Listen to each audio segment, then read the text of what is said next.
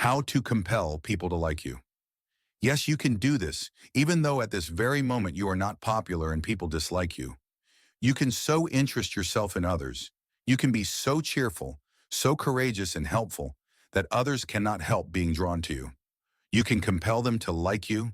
You can attract them to you and hold them as with hooks of steel.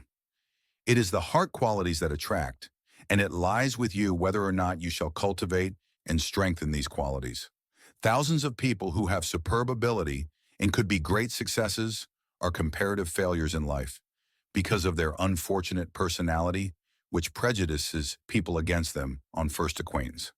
Someone says that the only thing left to us when we come in contact with a disagreeable personality is flight or fight. I know a woman with a fine mind and a most generous heart who unconsciously antagonizes people by always doing or saying the wrong thing.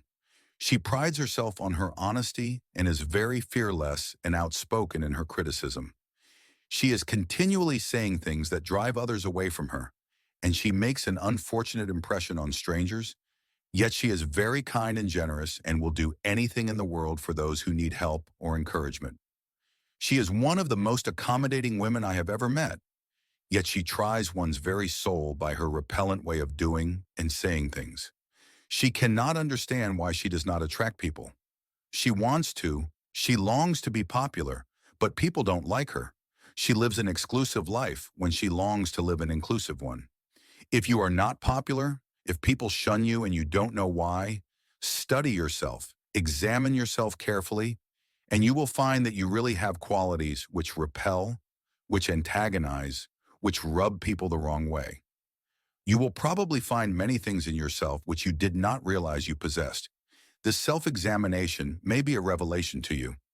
Some time ago, I was talking to a young lady who said that she never was popular and never could be. She had always been a wallflower wherever she went. She did not interest people. Nobody seemed to want to talk to her. She said her mother was unpopular, moody, inclined to be melancholy, and she believed that her unpopularity was predestined, something she could not help. Such an idea is preposterous. You must like others before they will like you. Interest yourself in others before they will interest themselves in you. If you want people to like you, you must not be moody or glum or peevish, touchy, resentful, or sensitive. Thin-skinned, self-conscious people are always being hurt. They are always sure people are trying to injure them. Keep your hurts, your sore spots, your sensitive spots, your troubles, your trials, your afflictions to yourself. Don't parade your aches and pains or always be describing the symptoms of your troubles. People who are constantly thinking about themselves are never attractive. Study the most popular girl in your town or neighborhood, and you will find that she is affable and companionable. She may not be brainy or educated or very highly cultured, but she is companionable. She is lovable. She makes people feel comfortable and happy. She is interested in others' sorrows as well as their joys. She knows how to listen. She does not talk about herself continuously. There is nothing which repels so much as selfishness. No one we despise so much as the person who is always thinking of himself, looking out for his own advantage, who is utterly indifferent to the comfort or welfare of others. Such people are not only unpopular, but they are also deficient or weak in important qualities that distinguish a supreme personality, qualities which by a little diligence and perseverance they might acquire and strengthen. It is just as essential to cultivate these qualities as it is to cultivate what we call the intellect. To attract others instead of repelling them, you must cultivate the heart qualities. You must drop your selfishness and indifference and show a kindly interest in others. If you are not popular, the chances are that it is due more to your selfishness than to any other one thing. Be a good listener, and instead of always trying to lead the conversation to yourself, to things that interest you, try to interest yourself in others and talk about what interests them. Thus, you will soon destroy this unpopularity bogey. Then other people will take the same interest in you that you take in them. The secret of the man who is universally interesting is that he is universally interested. This was, above all, the secret of the charm that Dr. Holmes had for everyone, William Dean Howells tells us. Some people imagine that because they are not endowed with beauty of form and feature, they can never be attractive to others, yet how often this is disproved. The outflowing qualities are what enrich the personality and attract friends. Of the historian, Francis Parkman Howells, in his Literary Friends and Acquaintances, says, "I think that no man ever came near him without in some measure loving him. To me, he was of a most winning personality, which his strong, gentle face expressed, and a cast in the eye which he could not bring to bear directly upon his vis-a-vis endeared. I never met him without wishing more of his company, for he seldom failed to say something to whatever was most humane and most modern in me. If you have a really generous, magnanimous heart, if you are kind and genial, accommodating, if you are genuine, helpful, you will be popular, though you may have many physical blemishes. We do not care for people who irritate us, who rub us the wrong way. Nor are we drawn to people who are always correcting or criticizing us and trying to cure our faults.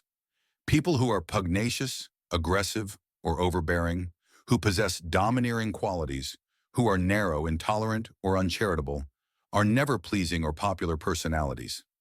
Such people we shun. How often I hear men say, "I know that I am not popular, but I can't help it. I am made that way. I am not a mixer, and I never can be. It's not in me." Now, my friend, a pupil in school might as well say, "I will give up arithmetic because I can't solve those problems. They are too hard for me. My mind doesn't run to mathematics." It is the duty of every human being to develop his personality to the utmost, to make himself just as attractive to others, just as interesting and just as effective as possible. If you are willing to put forth the effort, you can make yourself popular. Many people make the effort, but their attempt at being friendly with others is apparently so forced, so mechanical, so lacking in warmth, that they make a sorry, bungling job of trying to be popular. They feel kindly towards others, but they do not know how to show it. They are neither good listeners nor good talkers, and they have a cold, reserved manner that keeps people at a distance. If you would be popular, you must learn to be a good mixer. You must develop the humane element in your life and be friendly and companionable in a hearty and spontaneous way. You cannot attract people by merely following a mechanical formula. You must add interest in and a real love for humanity to your efforts, and you must express this in your manners. People are not half cordial enough. We are too reserved. We are afraid of letting ourselves out, afraid of opening wide the door of our heart and letting strangers in. We hold them off at arm's length mentally. We are too formal. When you shake hands with a stranger, put your heart into it. Grasp the hand as though you were glad to see the owner of it. Look him in the face. Give him a smile from your heart. Let cordiality and geniality gleam in your face. Radiate good cheer. Give the stranger a generous welcome. Let him feel that you are genuinely glad to meet him. You will find something in him that will interest you. There is something really interesting in everybody.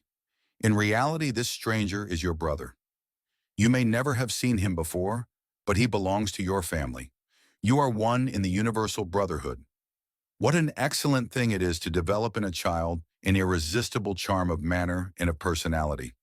The lives of many disappointed people would be very different from what they are if in childhood the latent cordiality and geniality of their natures, their power to please together with unselfishness and thoughtfulness of others, had been developed. When we think of the wonderful value of an amiable, lovable disposition, and how easy it is to develop such a disposition, it would seem as though we would do anything in the world to secure this priceless treasure to our children. Instead of that, we train them but very little in its cultivation. The silent, timid, morose child is allowed to grow up silent, timid, morose.